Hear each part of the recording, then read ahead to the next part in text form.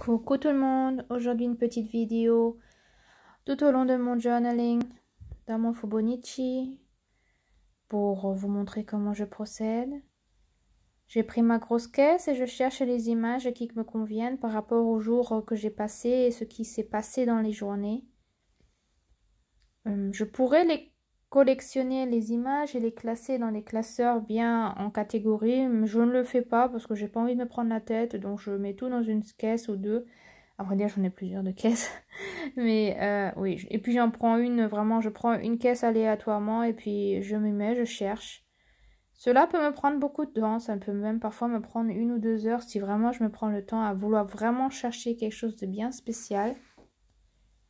Et puis j'ai vraiment de tout là-dedans, vraiment des thèmes très très différents. Donc je suis pratiquement sûre de toujours trouver ce que j'ai besoin. Donc je sors ce que j'ai besoin, je me m'étale très souvent par terre pour avoir beaucoup de place parce que mon bureau est déjà relativement grand mais j'ai tellement de choses dessus.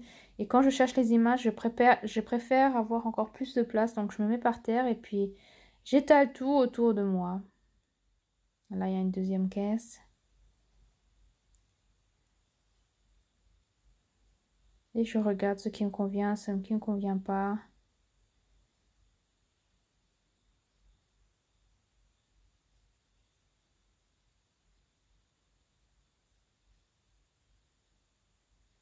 Des images, des petits mots, des stickers parfois.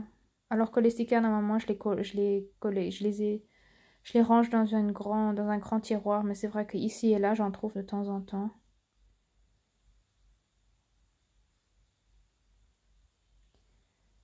Et puis je commence ici et là à coller ce qui me convient.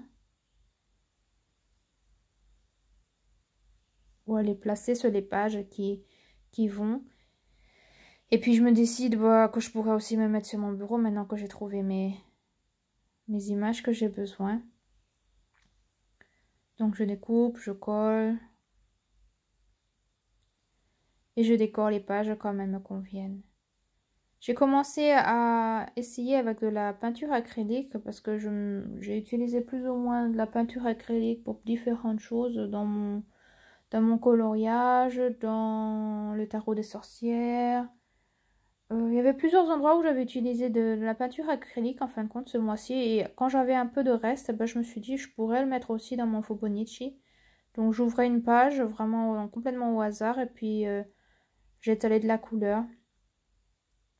Et puis maintenant, je passe d'une journée à l'autre et je reviens et je repars pour coller mes images. Et vous voyez, j'en ai partout. J'en ai partout des papiers et des images et tout ça. Mais ce que je trouve toujours très intéressant, c'est que j'en ai vraiment partout. Que j'ai vraiment des caisses pleines, j'ai des classeurs pleins, j'ai des pochettes pleines. Mais quand je cherche quelque chose de précis, je sais à peu près où je vais le trouver. Et ça, je trouve ça toujours très intéressant à voir que, en fin de compte, c'est un vrai bazar. Mais d'un autre côté, c'est un bazar créatif. Je sais où sont mes affaires.